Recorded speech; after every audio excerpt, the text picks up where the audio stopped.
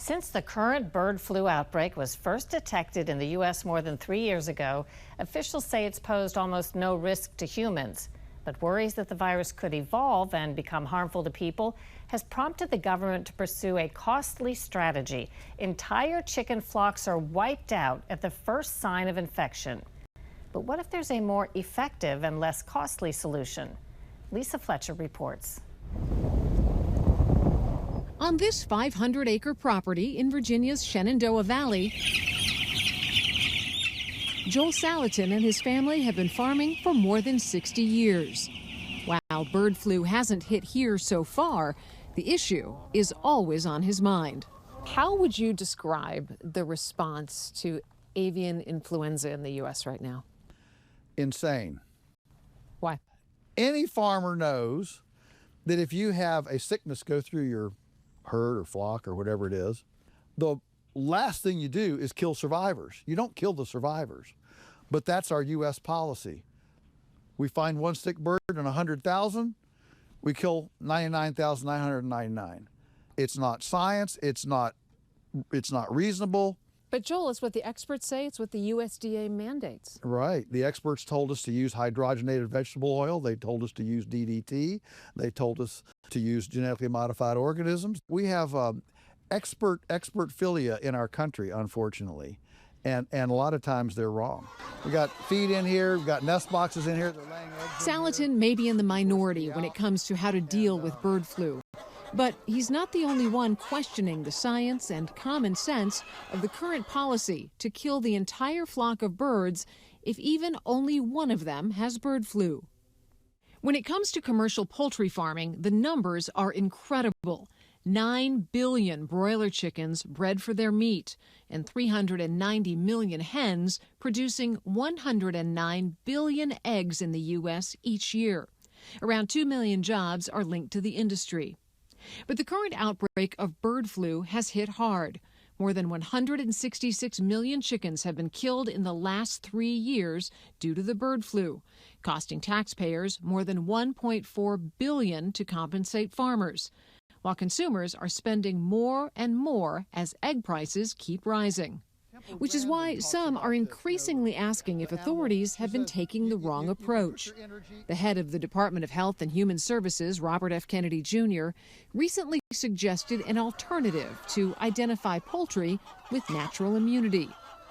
They should isolate them. You should let the disease go through them and identify the birds that survive, which are the birds that probably have a genetic inclination for immunity, and those should be the birds that we breed like the wild population.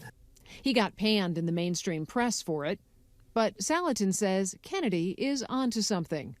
And in fact, there is not a flock on the globe yet that has registered, even in the worst outbreak, more than a 90% infection rate, which means 10% were survivors. Well, wouldn't you want to keep the egg and the sperm from those 10% survivors and breed them? This administration moves at light speed. In March, the U.S. Department of Agriculture, led by newly appointed Secretary Brooke Rollins, joined the Trump officials looking for a new approach. She launched a new 5-point plan to deal with bird flu.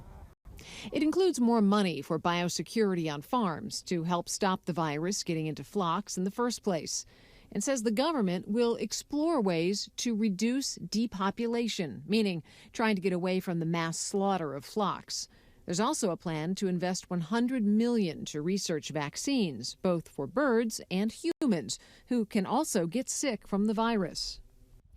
I want to talk about vaccinating birds a little bit because obviously it's a very divided community on whether or not that works. There are some countries, France, Mexico, who've had some success with it. What do you think about vaccinating birds for bird flu? I don't believe in any vaccinations, period. Because if you give everything a crutch, you don't know which beings actually have immunity or not. Do you feel there are any parallels here to COVID? Because listening to you right now, I'm thinking, well, when COVID first happened, we were being told a lot of things as fact that we later found out and are still finding out were false.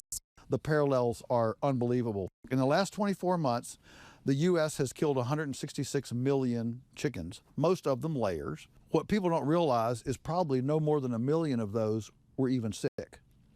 Most of them were not sick.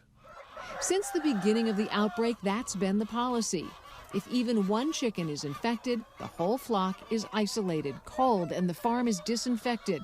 No new chickens can be brought in to restart egg production for weeks.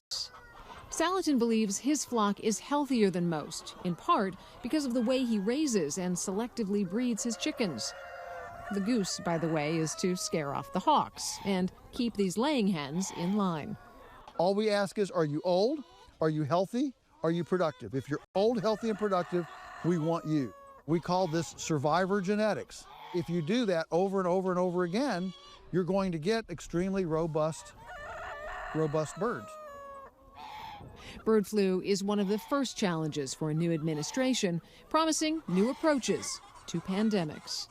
For Full Measure, I'm Lisa Fletcher in Virginia.